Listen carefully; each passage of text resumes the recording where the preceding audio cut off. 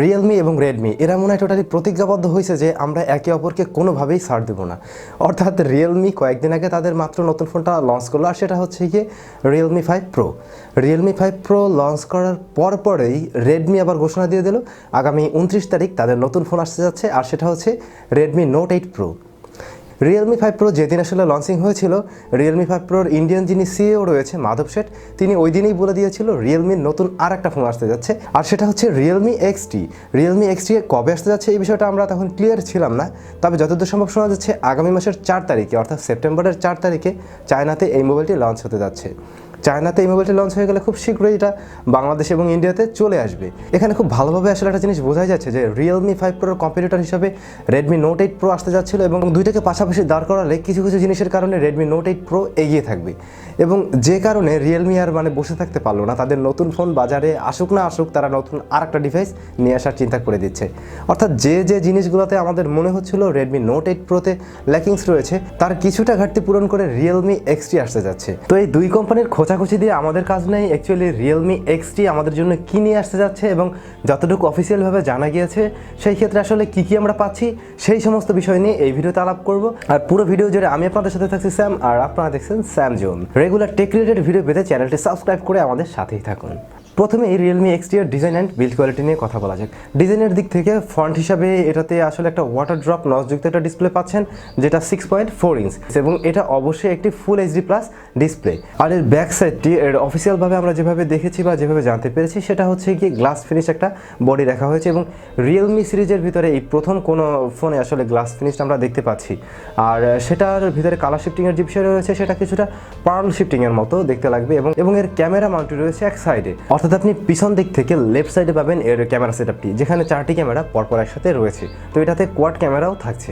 তো অবশ্যই যদি এই মোবাইলটি গ্লাস ফিনিশডভাবে আসে, অবশ্যই এর বিল্ড কোয়ালিটি রিয়েলমির যে প্রিভিয়াস মডেলগুলোর মোবাইল ছিল সেগুলোর চাইতে অনেকটাই এগিয়ে থাকবে। অর্থাৎ আগের মডেলগুলোতে আমরা দেখেছিলাম সেখানে পলিকার্বনেটের বডি থাকতো। পলিকার্বনেট হওয়ার ফলে যে জিনিসটা হতো, ফোনের কোয়ালিটি হয়তো বা খারাপ হতো না, বা ফোনের বিল্ড কোয়ালিটিও খারাপ ছিল না, কিন্তু যে জিনিসটা হতো যে খুব সহজে স্ক্র্যাচ পড়ে যাওয়ার একটা সম্ভাবনা থাকতো। কারণ রিয়েলমি ফোনের আমি যে কয়েকটা হ্যান্ডস অন রিভিউ করেছি, আমি প্রত্যেকটা মোবাইলে খেয়াল করেছি 2-4 দিন আমার কাছে থাকার ফলেই পিছনে হয়তো বা ছোটোখাটো দিকটা দাগ পড়ে যেত। তো এবারে জানা যাক এই মোবাইলটি ডিসপ্লে সেকশনে আমরা কী পাচ্ছি। এই মোবাইলটিতে ডিসপ্লেতে দেওয়া হয়েছে সুপার অ্যামোলেড একটি ডিসপ্লে, অর্থাৎ 6.4 ইঞ্চ যে ডিসপ্লেটা পাচ্ছেন সেটা একটি সুপার অ্যামোলেড ডিসপ্লে, আর এর রেজুলেশন 1080x2340 পিক্সেলস, সুতরাং খুব ভালো মানের একটা ডিসপ্লে পাচ্ছেন। তো এই জায়গাটা এসে আমরা সেই রেডমি নোট 8 প্রোর সাথে যদি কম্পেয়ার করি, তাহলে দেখা যায় যে রেডমি নোট 8 প্রোতে সেখানে কিন্তু একটা IPS LCD ডিসপ্লে ব্যবহার করা হয়েছে, আর এখানে কিন্তু আমরা পাচ্ছি সুপার অ্যামোলেড ডিসপ্লে। তো এই বিষয়টা নিয়ে আমাদের কাছে অনেকেরই আসলে একটা বিতর্ক ছিল যে রেডমি নোট 8 প্রো কেন সেখানে আসলে সুপার অ্যামোলেড দিল না। সুপার অ্যামোলেড ডিসপ্লেতে আসলে যে কোনো কন্টেন্ট দেখার বা যে কোনো ভিডিও দেখার মজা অন্যরকম, এবং কালারটা আসলে খুব দারুণ পাওয়া যায়। তো সেই ক্ষেত্রে অবশ্যই এই মোবাইলটা এখানে এগিয়ে থাকবে। আর একই সাথে আরও একটা বিষয় রেডমি নোট 8 প্রো থেকে এগিয়ে থাকবে, সেটা হচ্ছে গিয়ে এটাতে ইন ডিসপ্লে ফিঙ্গারপ্রিন্ট সেন্সর দেওয়া হয়েছে। অপরদিকে আমরা রেডমি নোট 8 প্রোতে কিন্তু ফিঙ্গারপ্রিন্ট সেন্সর দেখেছিলাম রেয়ার মাউন্টেড, অর্থাৎ পিছনে ছিল। তো এই যে দুইটা জিনিস, এই দুইটা জিনিসের কারণে রেডমি নোট 8 প্রোর থেকে এই ফোনটা এগিয়ে রয়েছে। তবে এখানে অন্য একটা জিনিসও রয়েছে যে কারণে রিয়েলমি XT এবং রেডমি নোট 8 প্রো মোটামুটি সেম, সেটা হচ্ছে গিয়ে দুইটা ফোনেরই ডিসপ্লেতে রয়েছে ওয়াটার ড্রপ নচ, অর্থাৎ এখানে সেলফি ক্যামেরার জন্য কিন্তু কোনো পপ আপ সিস্টেম ব্যবহার করা হয় না। এই দুইটি ফোনের একটিতেও দুটাতেই রয়েছে ওয়াটার ড্রপ নচ, যে কারণে এখানে দুইটা ফোনে আপনি অলমোস্ট সেম জিনিস পাচ্ছেন। তো এবারে জানা যাক রিয়েলমি XTতে আমরা প্রসেসর হিসেবে কি পাচ্ছি। রিয়েলমি XTতে যে প্রসেসরটি দেওয়া হয়েছে তা হচ্ছে স্ন্যাপড্রাগনেরই একটি প্রসেসর, আর সেটা হচ্ছে রিয়েলমির সেই 5 প্রোতে যে প্রসেসরটা আমরা পাচ্ছি 712 অক্টাকোর প্রসেসর, সেই প্রসেসরটাই আমরা এখানে পেতে যাচ্ছি। সুতরাং প্রসেসরের পারফরমেন্স রিয়েলমি 5 প্রো এবং রিয়েলমি XTর একদম সেম, দুইটা প্রসেসরেই সেম প্রসেসর রাখা হয়েছে, এবং আশা করছি সব ধরনের কাজগুলো একই ধরনের আপনারা পেয়ে যাবেন।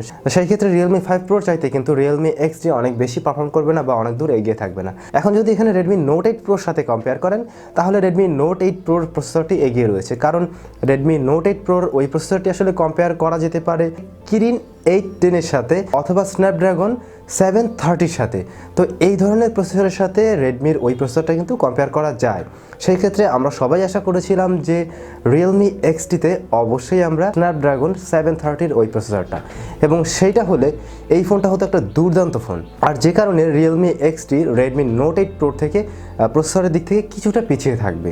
আর Realme XT আমরা র্যাম রম হিসেবে যেটা পেতে যাচ্ছি সেটা হচ্ছে Realme XT। এখানে আমরা যতদূর সম্ভব পেতে যাচ্ছি 4GB 64GB, 6GB 64GB এবং 8GB 128GB ভেরিয়েন্ট আমরা পেতে যাচ্ছি। তবে 6GB 128GB পাওয়া যাবে কিনা সেটা এই মুহূর্তে ক্লিয়ার না, তবে হয়তোবা সেটাও পাওয়া যেতে পারে। তো এই ক্ষেত্রে আবার আরেকটা বিষয় রয়েছে, সেটা হচ্ছে Redmi Note 8 Proতে হয়তোবা 4GB ভেরিয়েন্টটা না থাকতে পারে। সেই ক্ষেত্রে এখানে যেহেতু 4GB একটা ভেরিয়েন্ট রয়েছে, অনেকেই দামের কারণে এইদিকেও শিফট করবে। তো এবারে জানা যাক এই মোবাইলটি আসলে ক্যামেরা সেকশনে কী দেওয়া হয়েছে। ক্যামেরা সেকশনে অবশ্যই বেশ ভালো বলা যায়। ক্যামেরা সেকশনে থাকছে 4টা ক্যামেরা এবং এটা পিছনে রেয়ার মাউন্টেড, একটা সাইডে রয়েছে। আর এখানে যে প্রাইমারি লেন্সটি বা মেইন লেন্সটি রয়েছে সেটা হচ্ছে গিয়ে 64 মেগাপিক্সেলের, অর্থাৎ Redmi Note 8 Proতে যে লেন্সটি ব্যবহার করা হয়েছে সরাসরি সেম লেন্সটাই এখানে ব্যবহার করা হয়েছে। সুতরাং এইখানে দুইটা ছবি অলমোস্ট সেম পাচ্ছেন, অর্থাৎ Redmi Note 8 Proতে আপনি যে ছবি পাচ্ছেন এটাতেও সেই ছবি পাচ্ছেন। তবে অন্য বাকি যে 3টা লেন্স রয়েছে এই 3টা লেন্সের ভিতরে কিছুটা তফাৎ রয়েছে। Realme XT-তে এর পরের লেন্সটিতে দেওয়া হয়েছে একটি আলট্রা ওয়াইড লেন্স এবং তার সাথে থাকছে একটি ডেপথ সেন্সর এবং অন্য একটি লেন্স রয়েছে 2 মেগাপিক্সেলের, যেটা ম্যাক্রো তোলার ক্ষেত্রে ব্যবহার হবে। তবে Redmi Note 8 Proতে আমরা কিন্তু সেখানে আলাদা জিনিস দেখেছিলাম। সেখানে 8 মেগাপিক্সেলের অবশ্যই একটা ওয়াইড অ্যাঙ্গেল লেন্স রয়েছে এবং তার সাথে রয়েছে একটি 5 মেগাপিক্সেলের টেলিফটো লেন্স এবং তার সাথে রয়েছে আরেকটি 5 মেগাপিক্সেলের TOF লেন্স। এই TOF লেন্সটা কিন্তু খুব দারুণ একটা লেন্স, যেটা হচ্ছে গিয়ে Realme XT-তে মিসিং রয়েছে এবং অবশ্যই পোর্ট্রেট তোলার ক্ষেত্রে Realme XT-র চাইতে Redmi Note 8 Pro ভালো পারফর্ম করবে। এটা খুব স্বাভাবিক, কারণ ওই লেন্সটা অবশ্যই এই লেন্সটার চাইতে অনেক বেশি এগিয়ে রয়েছে। এখানে আমরা দুইটা ফোনের রেয়ার ক্যামেরা নিয়ে যদি কম্পেয়ার করি সেই ক্ষেত্রে অবশ্যই বলা যায় যে দুইটা ক্যামেরা অলমোস্ট সেম পারফর্ম করবে। তবে Redmi Note 8 Pro কিছুটা এগিয়ে রয়েছে এর ডিফারেন্ট কিছু ফিচারের কারণে, ডিফারেন্ট কিছু লেন্সের কারণে। আবার এটাও ঠিক যে আমরা ম্যাক্রো লেন্সটা কিন্তু মিস করছি। তবে ওই 2 মেগাপিক্সেলের ম্যাক্রো আমি জানি না আসলে কতটুকু ভালো পারফর্ম করবে, তো সেটা অবশ্যই আমরা ফোনটা আসলে বুঝতে পারবো। Realme XT-র ফ্রন্ট ফেসিং হিসেবে আমরা যা পাচ্ছি, এর ডিসপ্লেতে থাকা ওয়াটার ড্রপ নস্টিতে আমরা পাচ্ছি 16 মেগাপিক্সেলের একটি ফ্রন্ট ফেসিং ক্যামেরা। তো ফ্রন্ট ফেসিং ক্যামেরায় যতদূর সম্ভব আমরা Redmi Note 8 Pro থেকে একটু পিছিয়ে থাকবো, কারণ হচ্ছে যতটুকু জানা গিয়েছে Redmi Note 8 Proতে 25 মেগাপিক্সেলের একটি ক্যামেরা ইউজ করা হচ্ছে। তো সেই ক্ষেত্রে অবশ্যই এটা 16 মেগাপিক্সেলের দিক থেকে পিছিয়ে থাকবে। আর যদি Redmi Note 8 Proতেও তার থেকে কম হয় তাহলে হয়তো বা সবার সমানও হয়ে যেতে পারে। মেগাপিক্সেল মানেই আসলে ক্যামেরার কোয়ালিটি যে অনেক আহামরি ভালো হবে বিষয়টা আসলে মোটেই এরকম না, কারণ মেগাপিক্সেল কম হলেও ক্যামেরা কোয়ালিটি অনেক ভালো হতে পারে, মেগাপিক্সেল অনেক বেশি দিয়েও দেখা গেছে ক্যামেরা কোয়ালিটি ভালো নাও হতে পারে। আর এইটা নিয়ে আমি একটা ভিডিও আসলে তৈরি করেছিলাম, আই বাটনে ক্লিক করে সেই ভিডিওটা দেখে নিতে পারেন। আসলে ক্যামেরা কোয়ালিটি কীভাবে চেনা যায়, আসলে কিসের উপরে ডিপেন্ড করে ক্যামেরা কোয়ালিটি নির্ধারিত হয়। ভিডিওটাতে টোটাল বিষয়টি ক্লিয়ার করা রয়েছে, আপনারা ওটা দেখলেই বুঝতে পারবেন। আর এই মোবাইলটিতে ব্যাটারি হিসেবে আমরা পাচ্ছি 4000 মিলিঅ্যাম্পিয়ারের ব্যাটারি। তো এইখানে যদি Redmi Note 8 Proর সাথে আমরা কম্পেয়ার করি, Redmi Note 8 Proতে 4500 মিলিঅ্যাম্পিয়ারের ব্যাটারি দেওয়া হয়েছে আর এটাতে দেওয়া হয়েছে 4000 মিলিঅ্যাম্পিয়ারের ব্যাটারি। তো দেখে মনে হচ্ছে যে Redmi Note 8 Pro আসলে একটু বেশি টাইম ব্যাকআপ দেবে, কারণ 500 মিলিঅ্যাম্পিয়ার ব্যাটারি বেশি রয়েছে সেখানে। তবে আরেকটা বিষয় কিন্তু এখানে লক্ষণীয়, সেটা হচ্ছে Realme XT-তে কিন্তু ব্যবহার করা হয়েছে super AMOLED display. Super AMOLED ডিসপ্লের যে বিষয়টা হয় সেটা হচ্ছে কি IPS LCD থেকে এই ডিসপ্লেটা একটু চার্জ কম বার্ন করে, যার ফলে এইটা কিন্তু মোটামুটি ওই 4500-র মতোই পারফর্ম করা শুরু করবে, কারণ ওইটা ফোনে যেহেতু IPS এবং সেই সাথে রয়েছে 4500 মিলিঅ্যাম্পিয়ার আর এইটাতে সুপার অ্যামোলেড আবার 500 এম্পিয়ার কম। তো দেখা গেছে যে ওইভাবে কম্পেয়ার করলে দুইটা ফোনের চার্জিং ব্যাকআপ আপনি মোটামুটি অলমোস্ট সেম পাওয়ার কথা। আর এই মোবাইলটিতে লক্ষণীয় আরও বিশেষ যা পাচ্ছেন সেটা হচ্ছে এই মোবাইলটিতে আপনারা একসাথে 2টা সিম কার্ড এবং একটি মেমোরি কার্ড ব্যবহার করার সুযোগ পাচ্ছেন, যেটা কিনা পাচ্ছেন না Redmi Note 8 Proতে। আবার Redmi Note 8 Proতে রয়েছে এয়ার ব্লাস্টার, এ কারণে সেটা দিয়ে আপনারা রিমোট কন্ট্রোলের কাজগুলো করতে পারবেন, যেটা কিনা থাকছে না Realme XT-তে। তো এই সমস্ত বিষয়ের কারণে এই ফোনটা একটু এগিয়ে থাকবে, এই ফোনটা একটু পিছিয়ে থাকবে, আবার এটা এগিয়ে এটা একটু পিছিয়ে, এরকম বিষয়াদি রয়েছে। এবারে যদি আমরা দামের বিষয়টা দেখি, দামের বিষয়ে যদি আমরা Redmi Note 8 Proর সাথে কম্পেয়ার করি সেই ক্ষেত্রে Redmi Note 8 Proর থেকে হয়তো এর দামটা কিছুটা কম থাকবে, অর্থাৎ 2-1000 টাকার একটা ব্যবধান থাকতে পারে।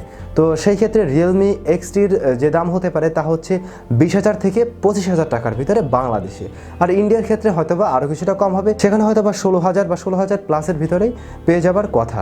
এইভাবে যদি আসলে হিসাব করা হয় তাহলে আবার দামের দিক থেকে Redmi Note 8 Pro থেকে একটু এগিয়ে রয়েছে। সেই হিসাবে হয়তোবা এই মোবাইলটা কিছুটা হলেও এগিয়ে থাকবে, অনেকেরই বাজেট একটু কম থাকতে পারে, তারা হয়তোবা এই মোবাইলটাও পছন্দ করবেন। দুইটা ফোন অলমোস্ট কাছাকাছি, তো দুইটা ফোনই আসলে হাতে আসুক, তখন আমরা বুঝতে পারবো যে আসলে কোনটা থেকে কোনটা ভালো হতে যাচ্ছে আর কোনটা আপনার জন্য নেওয়া ভালো হবে। তো কয়েকদিন ওয়েট করুন, আশা করছি খুব শীঘ্রই এই দুইটা মোবাইলই বাংলাদেশে চলে আসবে এবং আমরা খুব সহজেই বুঝতে পারবো কোন মোবাইলটা আপনার জন্য। তো বাজেট যদি এরকম হয়ে থাকে তাহলে পকেটে টাকাটা রেখে কিছুদিন ওয়েট করতে পারেন। তো আশা করছি ভিডিওটি ভালো লাগবে। ভিডিওটি ভালো লাগলে লাইক, কমেন্টস অ্যান্ড শেয়ার করবেন আর চ্যানেলটি সাবস্ক্রাইব করে আমাদের সাথেই থাকবেন। টাটা।